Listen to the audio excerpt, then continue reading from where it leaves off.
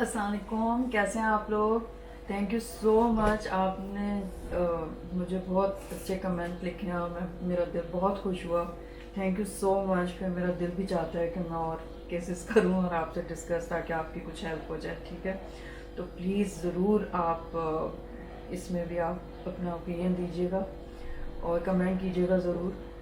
और मेरे चैनल को सब्सक्राइब कर लीजिए अगर आपको अच्छा लग रहा है तो। Thank you so much. अब हम आज केस नंबर 19 डिस्कस करने लगे हैं। इससे पहले हमने जो लास्ट केस डिस्कस किया था उसमें मैंने आपको मैक्रोसिटिक एनीमिया बताया था ना, तो आज हम एक दूसरा एनीमिया देख लेते हैं। ठीक है, केस है, ये मेरे पास आया था हॉस्पिटल में 3-4 अभी रिसेंटली, मेरे ख्याल में 1-2 महीने पहले। A 45-year-old female presented in the OPD with severe weakness, dizziness, headache and breathlessness on exertion since 5 months. She has no comorbid. On examination, she has marked pallor, blood pressure of 120/80 mm of mercury, pulse 100 per minute, temperature 98.6 degree Fahrenheit, respiratory rate is 18 per minute, thyroid not enlarged, no lymphadenopathy, chest was clear, abdomen soft and non-tender. CVS and CNS exam was also normal. Her labs showed hemoglobin of 8.6 gram per deciliter, RBC 4.2, hematocrit 26%, MCV 62 femtoliters, MCH 29 picogram, MCHC 30 gram per deciliter. तो अब आप ये देखें, इसका जो indices है ना, उसमें सबसे पहले मैं आपको इसकी रिपोर्ट भी, मैंने उसकी पिक्चर ले ली थी, वो दिखाती हूँ। ये देखें, हीमोग्लोबिन 8.6 मैंने कह दिया, 8.5 है। हीमोग्लोबिन 8.5 है, देखिए। आरबीसी 4.2 है, हेमाटोक्रिट 26% है, कितना कम है। और मीन कॉप्सुलर वॉल्यूम इसका है 62 फेमटोलीटर्स। और MCH यानी मीन कॉप्सुलर हीमोग्लोबिन वो भी कम है। ठीक है, और यहाँ पे रिमार्क्स आप देख लिए इन्होंने। जाहिर है कि वो जो पैथोलॉजिस्ट होता है वो खुद भी लिख देता है कि hypochromic anisocytosis, microcytosis, iron deficiency है अगर, तो फिर आप करवाएं इसको आयरन प्रोफाइल, तो उसने खुद ही बता दिया आपको। ठीक है, अब what is your diagnosis, what further investigations you will order to find out the aetiology of her disease. Number 3 question है, what further questions you will ask in her history, very important. Number 4, how will you manage this case. अब देखें, हमने देख लिया पिछली दफ़ा जब हमने डायग्नोसिस वो एनीमिया बन रही है ज़ाहिर। ठीक है, अब पिछली दफ़ा जो हमने देखा था, जो केस था, उसमें उसका MCV एनीमिया था और MCV कितना था, 104 फेमटोलीटर्स था ना, यानी कि 99 से ज़्यादा था। तो मैक्रोसिटिक एनीमिया या मेगालोब्लास्टिक एनीमिया उसकी डायग्नोसिस थी। अब इसकी क्या है, 80 से कम है फेमटोलीटर्स MCV, तो क्या हुई, माइक्रोसिटिक एनीमिया। ठीक है, माइक्रोसिटिक एनीमिया की अब कॉजेज ये तो नहीं होंगी ना कि आपने उसको विटामिन B12 या फॉलिक एसिड लिख के दे देंगे। और अगर 104 था तो आप आयरन तो लिख के नहीं देंगे ना। आप कितनी मतलब ब्लंडर है ये आता ही नहीं है। आपको पता है कितने टेस्ट महंगे होते हैं, गलत ज़रा आप लिख के देंगे क्या उसको। ठीक है, तो डायग्नोसिस आपकी हो गई anaemia, microcytic anaemia, as the MCV is 64 femtolitres which is far less than normal. All symptoms are due to anaemia, जो फटीग हो रही है, ब्रेथलेसनेस हो रही है, लेथार्जी है, डिजीनेस, हेडेक, सब एनीमिया की वजह से। ठीक है, अब फर्दर इन्वेस्टिगेशंस, अब हमें ये मालूम करने की ज़रूरत है। फर्दर इन्वेस्टिगेशन उस वक्त आप करवा सकते हैं जब आपको पता हो उसकी टियोलॉजी क्या है। तो माइक्रोसिटिक, जैसे मैक्रोसिटिक की था कि भाई विटामिन B12 डिफिशियंसी हो सकती है या फॉलेट डिफिशियंसी हो सकती है या इंट्रिंसिक फैक्टर। ठीक है, उसमें तो ये था, तो उसके हिसाब से आपने करवाया टेस्ट। अब यहाँ पे माइक्रोसिटिक की कॉजेज आनी चाहिए ना आपको। तो most common cause is iron deficiency anaemia. ठीक है, तो सबसे पहले हमारा दिमाग उधर जाना चाहिए और उसकी हमें टेस्ट करानी चाहिए। लेकिन इसका मतलब ये नहीं है कि अगर किसी को माइक्रोसिटिक एनीमिया आपने देख लिया या एनीमिया ही देख लिया तो उसको बगैर कुछ कराए हुए और आपने उसको आयरन देना शुरू कर दिया। कितना ये गलत है ना। मतलब आप देखो तो हो सकता है आयरन डिफिशियंसी एनीमिया नहीं है उसको, आप देखो तो सेकंड कॉज क्या है उसकी, थैलासीमिया, ये भी तो हो सकता है ना, थैलासीमिया। फिर क्रॉनिक ब्लड लॉस, फिर क्रॉनिक इन्फ्लेमेटरी डिजीज वो भी हो सकती है। ठीक है, तो अब हमने इस पेशेंट के लिए जो इसको ये एनीमिया हो रहा था माइक्रोसिटिक, तो सबसे पहले हमारे दिमाग में आयरन डिफिशिएंसी आएगा, मोस्ट कॉमन कॉज है वो, तो इसलिए हमने सीरम आयरन लेवल्स भेजने हैं, सीरम फेरेटिन लेवल्स भेजने हैं और टोटल आयरन बाइंडिंग कैपेसिटी देखनी है। ठीक है, TIBC यहाँ भेजते हैं। डिफरेंशियल डायग्नोसिस आप देख लीजिए कि other than iron deficiency anemia, only 3 conditions need to be considered in the differential diagnosis of hypochromic microcytic anemia. ठीक है, inherited defect in globin chain synthesis, thalassemia, they are differentiated from iron deficiency by serum iron values. Normal or increased serum iron levels and transferrin saturation are characteristic of thalassemia. अब जब patient report लेके आएगी आपके पास, तो अगर उसका iron normal आ गया, ठीक है, और उसका फेरेटिन भी नॉर्मल है या बढ़ा हुआ है और उसकी सैचुरेशन भी ठीक है, तो फिर आप आयरन डिफिशिएंसी तो ना हुई ना, फिर तो थैलासीमिया की आपने सीधा सीधा ये हीमोग्लोबिन इलेक्ट्रोफोरेसिस आपने फिर करवाना चाहिए थैलासीमिया को रूल आउट करने के लिए। अच्छा, number 2, anaemia of the chronic inflammation with inadequate iron supply to the erythroid marrow, यानी कि जो इन्फ्लेमेशन होते हैं, डिफरेंट इन्फ्लेमेटरी डिसऑर्डर्स हैं क्रॉनिक, तो उसमें क्या होता है कि इनएडिक्वेट सप्लाई हो रही होती है आयरन की एरिथ्रोइड मैरो में। Usually the anemia of chronic inflammation is normocytic and normochromic. The iron value usually make the diagnosis clear as the ferritin level is normal or increased and the percent saturation and TIBC are typically below normal. तो ये इसकी पहचान ये होती है कि अगर iron deficiency है फिर तो TIBC बड़ी भी होगी और आयरन और फेरेटिन कम होगा, लेकिन अगर फेरेटिन नॉर्मल आ रहा है या इंक्रीज आ रहा है और TIBC लो आ रही है, तो फिर आपको ये सोचना चाहिए कि इसको शायद कोई क्रॉनिक इन्फ्लेमेटरी डिजीज हो। वैसे ज़्यादातर उसमें नॉर्मोसिटिक एनीमिया भी आ जाता है, normocytic normochromic. Number 3, finally, the myelodysplastic syndromes has impaired hemoglobin synthesis with mitochondrial and more than an adequate supply to the marrow dysfunction, resulting in impaired iron incorporation into heme. The iron values again reveal normal stores despite the microcytosis and hypochromia. तो इसमें भी ये मतलब है कि एक diagnostic difficulty आपको दे सकता है ये अगर माइलोडिस्प्लास्टिक सिंड्रोम अगर हो तो हमें मतलब ये तो इतना कॉमन नहीं है ना, जो कॉमन है पहले वो सोचना चाहिए हमको, उसके मुताबिक हम उसके टेस्ट कराते हैं। ठीक है, अच्छा सॉरी, अब आपको पता होना चाहिए कि iron stages of iron deficiency मालूम होने चाहिए आपको।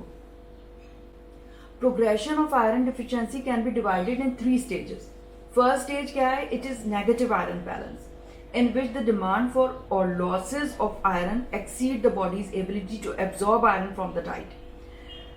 In this stage, there is mobilization of iron from the store of ferritin. So the store of ferritin will start falling, but serum iron, TIBC and red cell porphyrin levels remain within normal limits.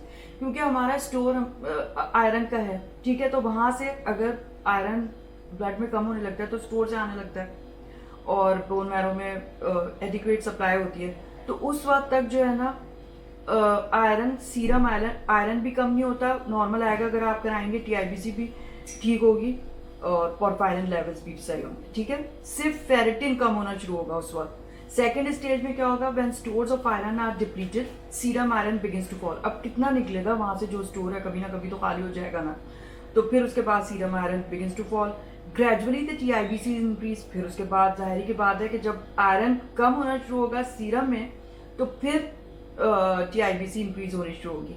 And porphyrin levels are also increased. Marrow stores are absent with ferritin level is when ferritin level is less than 15 microgram per liter. अगर किसी का ferritin आ रहा है तो उसका मतलब है marrow में तो कुछ है ही नहीं, उसके जा ही नहीं रहा बिल्कुल। थर्ड स्टेज क्या है? As long as the iron range remains normal, hemoglobin synthesis is unaffected despite the dwindling iron stores. Hemoglobin synthesis is impaired once the transferrin falls to 15 to 20%. बस यानी कि उस वक्त तक हीमोग्लोबिन सिंथेसिस जो है अनअफेक्टेड रहेगी जब तक स्टोर से आयरन आ रहा है, हालांकि अब स्टोर खाली होता जा रहा है, ठीक है, उस वक्त इम्पेयर्ड होना शुरू होगा जब ट्रांसपेरेंट सेचुरेशन 15 to 20% हो जाएगी. This is the stage of iron deficient erythropoiesis. Peripheral blood film shows microcytosis and hypochromic reticulocytes in circulation. Gradually hemoglobin and hematocrit begins to fall. जैसे इस पेशेंट में हो गया तो हीमोग्लोबिन भी फॉल हो गई, हेमाटोक्रिट भी फॉल हो गया, यानी कि थर्ड स्टेज में आई है ये patient. Reflecting iron deficiency anaemia. Transparent saturation is 10 to 15%. ठीक है. When moderate anemia is present, bone marrow remains hypoproliferative. With more severe anemia, hemoglobin 7 to 8 gram per deciliter, यानी कि severe anemia इसको हुआ है, कितनी हो रही है इसकी 6.5 हो रही है. Hypochromia and microcytosis becomes more prominent. Target cells and misshapen red cells, जिनको हम कहते हैं folliculocytes, appear on the blood smear as cigar or pencil-shaped forms, and erythroid marrow becomes increasingly ineffective. Consequently, with severe prolonged iron deficiency anemia, erythroid hyperplasia of the marrow develops rather than hypoproliferation. तो फिर इसमें जब बहुत ज़्यादा कमी हो जाती है तो फिर जाहिर बात है कि इरिथ्रोपोइटिन आने लगेगा और वो उसको स्टिमुलेट करने लगेगा बोन मैरो को. तो बोन मैरो जो है वो हाइपर प्रोलिफरेटिव हो जाएगा, बजाय इसके कि वो हाइपोप्रोलिफरेटिव रहे. ठीक है. अब तीसरा जो क्वेश्चन है, अब जब ये सब आपको पता है, इसकी आपको इटियोलॉजी पता है, ठीक है, ये 4 चीज़ें हो सकती हैं पेशेंट को, तो आप फर्दर क्वेश्चंस क्या पूछेंगे हिस्ट्री में. डाइटरी हिस्ट्री सबसे इंपॉर्टेंट. देखें मैंने उसमें भी बताया था आपको, विटामिन B12, फॉलिक एसिड में डाइटरी हिस्ट्री सबसे पहले पूछें आप. सोर्सेज ऑफ आयरन आप रेड मीट पता है आपको, लिवर, ऑर्गन मीट, स्पिनिक, ठीक है, इसमें सबसे ज़्यादा होते हैं रेड मीट में, इसके स्टोर्स लिवर में होते हैं. तो आप पूछें गोश्त खाती है वो पेशेंट, नहीं खाती है, वेजिटेरियन तो नहीं है, या फिर मतलब सोशियो इकोनॉमिक कंडीशंस लोगों की ऐसी होती हैं कि बेचारे गरीब लोग नहीं खा सकते हैं गोश्त वगैरह ना, तो उनको फिर कमी हो रही होती है आयरन डेफिशिएंसी, औरतों को स्पेशली. नंबर 2, ऑब्स्टेट्रिकल हिस्ट्री आप पूछें. जाहिर है प्रेगनेंसी में आयरन की डिमांड इंक्रीज हो जाएगी ना फीटस की वजह से, तो रिपीटेड प्रेगनेंसी उसका आप पूरी ऑब्स्टेट्रिकल आप लें, कितने बच्चे हैं उसके. ठीक है. Menstrual history very important. तो मेंस्ट्रुअल हिस्ट्री अगर उसको मेनोरेजिया हो रहा है तो जाहिर है कि नॉर्मली भी जो मेंसेस होते हैं उसमें भी आयरन लॉस की वजह से हमारी जो रिक्वायरमेंट है ना, यानी औरतों की, वो आदमियों से ज़्यादा है. यानी कि आदमियों का है 1 मिलीग्राम पर डे और हमारा है 1.4 मिलीग्राम पर डे हमें चाहिए होता है. इस वजह से मेंस्ट्रुएशन के लिए. मेंस्ट्रुअल हिस्ट्री में मेनोरेजिया पूछें आप, पॉलीमेनोरिया पूछें पेशेंट से, पूरी हिस्ट्री लें, कितने दिन क्या कैसे हैं. अब फिर उसके बाद अगर उसको क्रॉनिक गैस्ट्रोइंटेस्टिनल ब्लड लॉस भी तो हो सकता है ना, तो कलर ऑफ स्टूल पूछें. मेलिना तो नहीं हो रहा उसको, ब्लैक स्टूल तो नहीं पास हो रहा. ठीक है. फिर history of other blood loss भी पूछें, लाइक हेमोरॉइड्स तो नहीं है उसको, वो ब्लीड तो नहीं कर रहे, हिमैचूरिया तो नहीं है, और हेमेटोमेसिस तो नहीं हुआ. मतलब ये सारी चीज़ें आपने पूछनी है, क्योंकि पेशेंट जब आते हैं ना तो वो एनीमिया के सिम्टम लेके मेरे पास आई ना, उसको नहीं पता कि उसको खून की कमी की वजह से ये हो रहा है, सर में दर्द हो रहा है, चक्कर आ रहे हैं, सांस फूल जाता है, ये सारी चीज़ें लेके उसको कभी भी वो नहीं बताएगी कि मुझे मैसेज ज़्यादा होते हैं या कुछ. आपको पूछना पड़ेगा, क्योंकि वो तो नहीं कोरिलेट कर सकती ना इस चीज़ को, उसको क्या पता. वो समझेगी अगर उसको है भी, तो बाज़ औरतों को होता है, मैंने कितनी औरतें मैंने देखी हैं कि उनको होता है शायद ये नॉर्मल है, पता नहीं, समझ नहीं आता. मतलब शुरू से ही इतनी होती थी तो उनको पता ही नहीं कि ये एबनॉर्मल है ये. ठीक है. इतना मुश्किल, बिस्तर से नहीं उठ पा रही हैं, इतनी ज़्यादा इतनी ब्लीडिंग है, मेनोरेजिया. ठीक है. तो वो सब आप एक्सक्लूड करें. क्लिनिकल फीचर्स और फिजिकल फाइंडिंग्स क्या मिल सकती हैं. सिम्टम्स तो आपने देख लिया कि वीकनेस होगा, डिजीनेस होगा, लिथार्जी, ब्रेथलेसनेस, हेडेक. साइंस क्या होंगे, पैलर होगा, जाहिर बात है कि कोइलोनिकिया आपको सिवियर आयरन डिफिशिएंसी में मिल सकता है, कीलोसिस, ग्लोसाइटिस, यहाँ से एंगल ऑफ मार्क्स क्रैक होने लगते हैं, है ना, ग्लोसाइटिस होता है. और इस वक्त मुझे याद आ रहा है कि मैंने एक पेशेंट शुरू में जब मैंने अपनी कंसल्टेंसी शुरू की थी तो मैं जिस हॉस्पिटल में बैठती थी ना, वहाँ पे एक यंग पेशेंट आई मेरे पास, ऐसे ही होगी 19 या 20 साल की, ठीक है, डिस्फेजिया के साथ आई थी वो लड़की। और जब मैंने उसको एग्जामिन किया तो क्वाइलो नहीं किया था उसको, भाई स्पूनिंग ऑफ नेल्स थी उसकी, इतनी पेल उसकी रंगत थी। और ज़ाहिर है कंजंक्टिवा में तो बिल्कुल ही उसके कुछ भी बिल्कुल पेल था वो। तो सिवियर एनीमिया उसको आया था, पता नहीं 4.1 या कुछ आया था, ठीक है, और डिस्फेजिया था। सोचें आप क्या क्लासिकल पिक्चर मिल रही है, यानी कि प्लमर विंसन सिंड्रोम होता है ना, जैसे आयरन डेफिशिएंसी एनीमिया हो गया, क्वाइलोनिकिया और dysphagia due to oesophageal webs. तो फिर मैंने उसको एडमिट किया था, फिर रेड सेल ट्रांसफ्यूजन दिए थे और गैस्ट्रोएंट्रोलॉजिस्ट को बुला के उसकी एंडोस्कोपी मैंने कराई थी।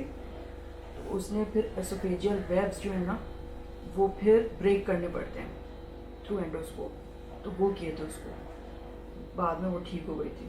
ठीक है, तो ये आप याद रखें ना, Plummer Wilson syndrome civil hospital में, और इस तो बहुत पेशेंट आ रहे होते होंगे जिनमें आपको ये बिल्कुल मिल सकता है, आप देख सकते हैं।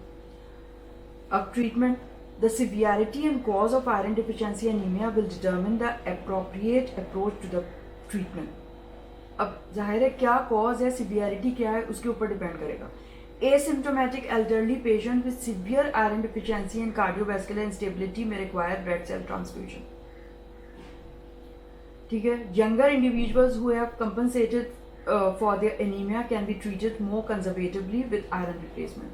अब जो यंग पेशेंट्स होते हैं उनको इतने महीनों सालों से मतलब एनीमिया चला आ रहा होता है कि वो इतना कंपनसेट हो चुका होता है, उनको अंदाज़ा ही नहीं होता कि क्या हीमोग्लोबिन उनकी हो गई है, इतना मतलब कोई एक्यूट डिस्ट्रेस नहीं हो रही होती उनके, ठीक है। लेकिन जो एल्डरली पेशेंट्स हैं सिवियर आयरन डिफिशिएंसी, जिनकी कार्डियोवैस्कुलर इंस्टेबिलिटी हो रही है, उनको तो रेड सेल ट्रांसफ्यूजन चाहिए। लेकिन जो यंगर इंडिविजुअल हैं और जो बहुत ही ज़्यादा कंपनसेटेड उनका एनीमिया है, तो आप उनको कंजर्वेटिव रिप्लेसमेंट कर सकते हैं आयरन की। For majority of cases of iron deficiency, यानी कि pregnant women, growing children, and adolescents with infrequent episodes of bleeding, and those with inadequate dietary intake of iron, oral iron therapy will suffice.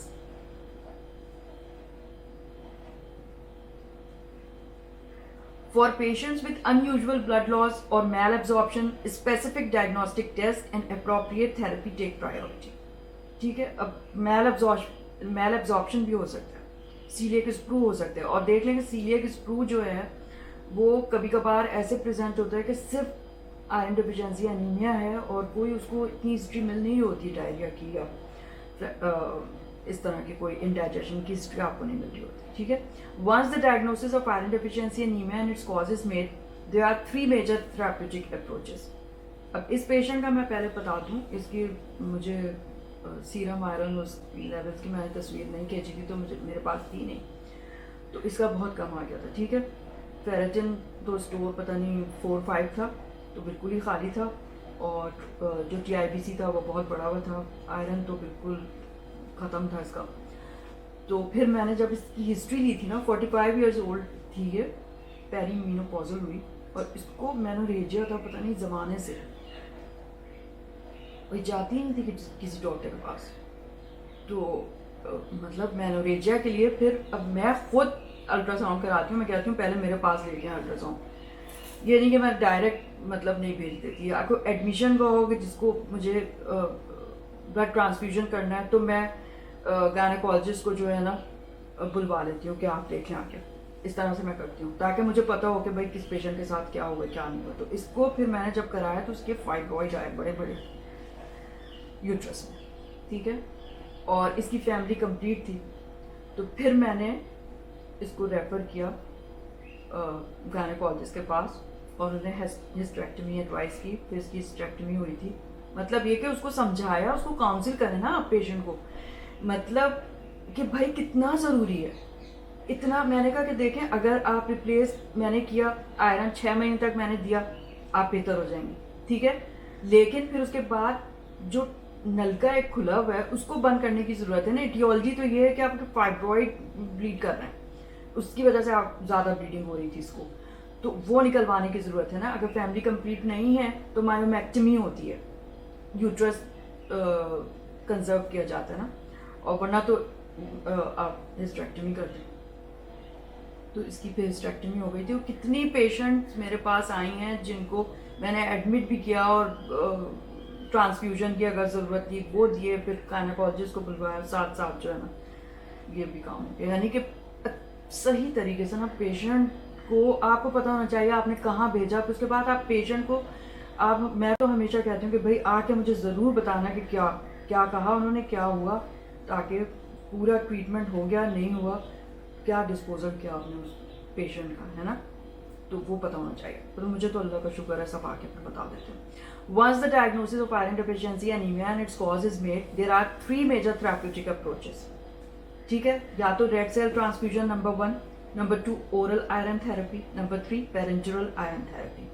अब एक एक कर लेते हैं हम। Transfusion therapy क्या है? It is reserve for patients who have symptoms of anemia, cardiovascular instability, continued and excessive blood loss from whatever source and require immediate intervention। मतलब किसी को जैसे हेपेटिक एंसेफेलोपैथी में आया पेशेंट, हीमेटोमाइसिस हो रही है, मेलिना हो रहा है, ब्लीड कर रहा है एसोफेजियल पैरालिसिस से, तो जाहिर बात है कि इंस्टेबल होगा उसकी, फिर आपको सारा कुछ करना पड़ेगा, उसको आप ट्रांसफ्यूजन दें, स्टेबल करें, फिर जो भी उसकी एंडोस्कोपी कराएं, बैंड लाइगेशन कराएं, व्हाटएवर जो भी इंटरवेंशन है ना, उससे पहले आपने ट्रांसफ्यूजन करना है। ठीक है।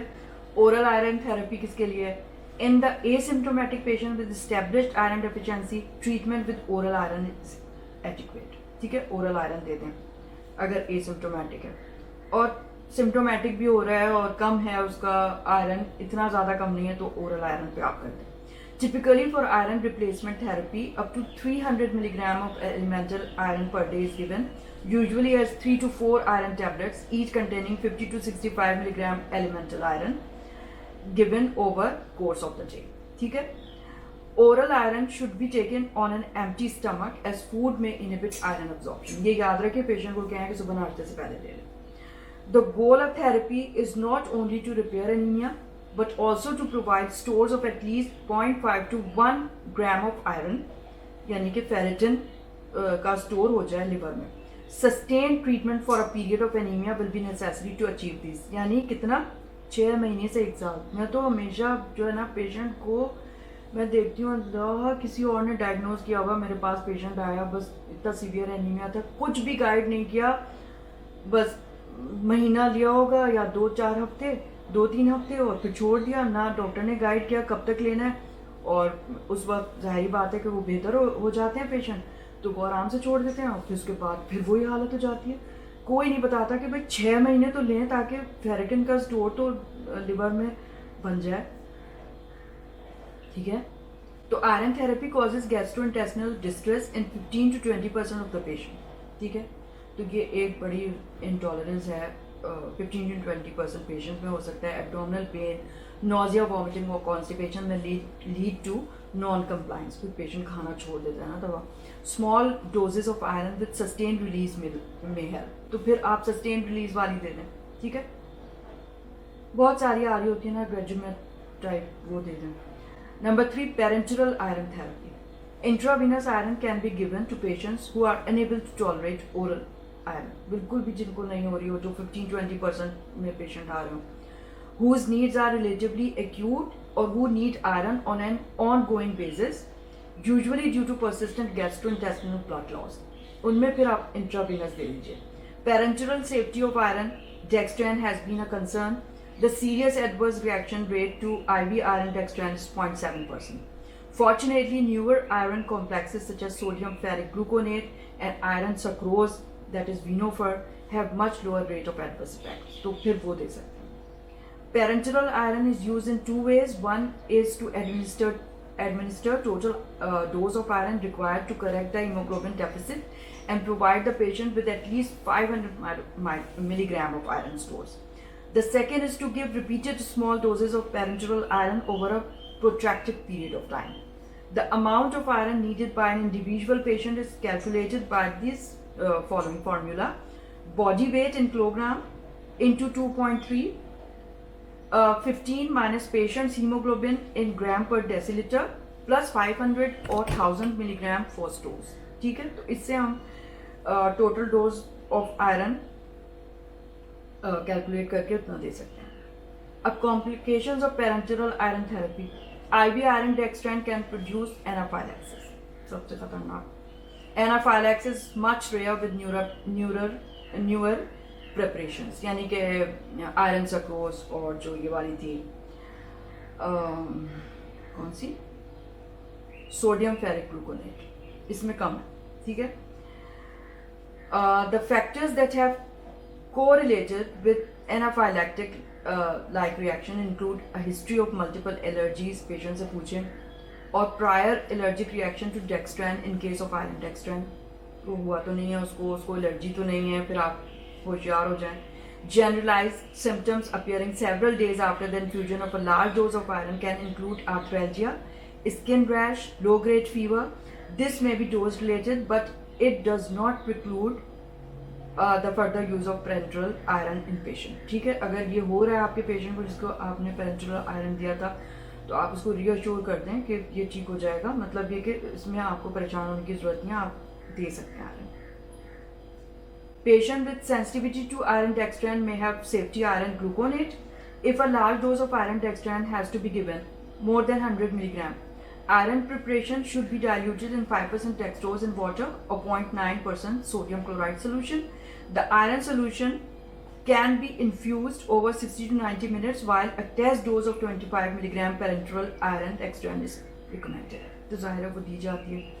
और हमेशा जो है पेशेंट को कहें कि इमरजेंसी में ही जाके पहली डोज उसने लगवानी, ठीक है, जहाँ पे सारे कॉम्बैट करने के लिए एनाफाइलैक्सिस सब इमरजेंसी में हो, तो पहली डोज तो वहीं पे लगे. इफ चेस्ट पेन, वीजिंग और a fall in the blood pressure और the systemic symptoms occur, the infusion should be immediately stop. ठीक है, तो ये आज हमने कर लिया आयरन डिफिशिएंसी एनीमिया. इतनी पेशेंट्स आ रही होती हैं, बहुत सारी पेशेंट्स आती हैं जो बहुत गरीब हैं. ज़ाहिर बात है कि गोश्त वगैरह उनके यहाँ नहीं आता है, नहीं खा सकते हैं वो लोग, सब्जियां खा रहे होते हैं, उनको आयरन डिफिशिएंसी हो रही होती है, ठीक है. लेकिन मैंने देखा है कि यानी पढ़े लिखे अच्छे मतलब अमीर औरतों में भी हो रही होती है आयरन की कमी. मेनोरेजिया हो रहा है, कुछ और है, हेमोरॉइड्स हैं, शर्मा रही हैं, नहीं जा रही डॉक्टर के पास, सर्जन को दिखाना चाहिए, नहीं दिखा रही. तो इतनी ज़्यादा काउंसलिंग की ज़रूरत होती है पेशेंट को कि भाई ये कोई क्वालिटी ऑफ लाइफ है आपकी. मतलब एक चीज़ अगर आपको हो रही है तो उसको आप बस कंटिन्यू किया हुआ है, बस वो सहे जा रही हैं. मैं तो समझ में नहीं आता कि क्यों ऐसा करते हैं लोग. तो हर चीज़ के लिए ना बहुत ज़्यादा उनको समझाने की ज़रूरत है कि ये सारे सिम्टम्स आपके इस वजह से हो रहे हैं जो ध्यान ही नहीं दिया हुआ आपने. हेमोरॉइड्स हैं, कभी कभी ब्लीडिंग होती है तो फिर छोड़ दिया उसको, बताएं. और तो हिस्ट्री कितनी इम्पोर्टेंट है. पेशेंट को उस हिसाब से आपने गाइड करना है ना. तो जब तक आपको इटियोलॉजी नहीं पता होगी, मैल एब्जॉर्प्शन हो सकता है उसको, मतलब डाइट्री डेफिशिएंसी हो सकती है उसको, मीट वो नहीं ले रही, वेजिटेरियन या जो भी वजह है, मीट ना ले रही, या हेमोरॉइड्स हैं उनको वो नहीं दिखा रही डॉक्टर को जाके,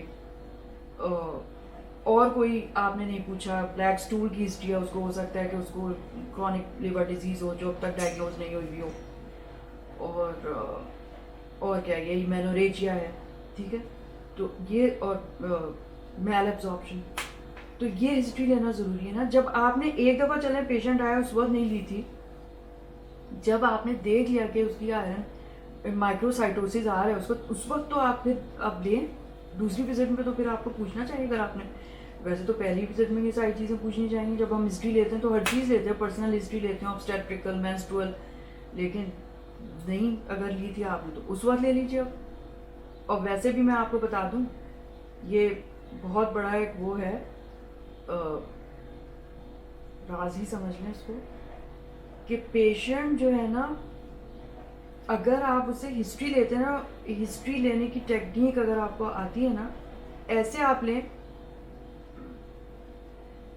पेशेंट फिर बहुत ट्रस्ट करने लगता है आप पे. वो उसको होता है आप इतनी, मतलब उससे ज़ाहिर है आप उससे पर्सनल हिस्ट्री ले रहे हैं, तो कुछ थोड़ा बहुत उसने आपको, जब वो बैठा पेशेंट ने बताया, फिर उसके बाद जब आप उसको एग्जामिन कर लें, 2-4 सवाल आप उस वक्त पूछ लीजिए जो इस वक्त नहीं पूछे थे. यहाँ पे कोई अटेंडेंट था, आपने कर्टन ड्रॉ किया और पेशेंट को जब एग्जामिन किया एब्डोमिनल एग्जामिनेशन, ये सब कुछ, उस वक्त आपने मेंस्ट्रुअल हिस्ट्री, ऑब्स्टेट्रिकल हिस्ट्री, ये सब पूछिए ना आप उससे, तो पेशेंट को भी आपके ऊपर एतमाद होगा कि डॉक्टर साहब इतने कंसर्न हैं। ये भी तो आप सोचें। तो रेपो डेवलप होता है अगर आप सही हिस्ट्री आपको लेना आएगी ना, तो आपका पेशेंट से इतना अच्छा रेपो डेवलप हो जाएगा। और बिल्कुल भी मतलब ये नहीं कि बहुत लंबा टाइम आपको गुजारना है, या जैसे हम लोग वार्ड में हिस्ट्री लेते हैं तो कितनी हम तफसीली लेते हैं, लेकिन मैं तो अब तक उसी तरह सारे पॉइंट्स जो है ना मैं लिखती हूँ, सब उसी तरह मैं हिस्ट्री लेती हूँ हर पेशेंट की जो मेरे पास ओपीडी में आता है। यकीन आएगा आपको जी, मैं इस तरह से नहीं देखती पेशेंट, बिल्कुल सही से देखती हूँ उनको। तभी तो फिर आपकी नॉलेज में भी इजाफा होता है, हर चीज़ आप पूछें, को रिलेट करें। फिर उसके बाद कोई भी ऐसी चीज़ होती है ना, रात में जाके किताब पढ़ती हूँ मैं कि ये मेरे पास पेशेंट आया था, ये केस था, तो मैं उसको दोबारा रिवाइज करूँ, क्योंकि जाहिर बात है कि हर चीज़ जो है वो आप भूलने लगते हैं, उसको कंटिन्यूसली रिवाइज करने की ज़रूरत है। ये थोड़ी कि एक दफ़ा इम्तिहान पास कर लिया तो बस किताब बंद हो गई। ये तो जाहिर ही बात है, हमने चूज़ किया है ये प्रोफेशन, तो जाहिर है हमको तो जो नई नई एडवांसेस हो रही हैं मेडिसिन में डेली बेसिस पे, तो उससे कैसे हम अपना वो करेंगे अप टू डेट जब तक पढ़ेंगे। ठीक है, ओके, मेरे ख्याल में इतना काफ़ी है। आई होप कि आपको इससे कुछ मदद मिलेगी। थैंक यू सो मच, मुझे ज़रूर आप अपने कमेंट्स लिखिएगा। Thank you. ओके, खुदा हाफिज़, खुदा हाफिज़।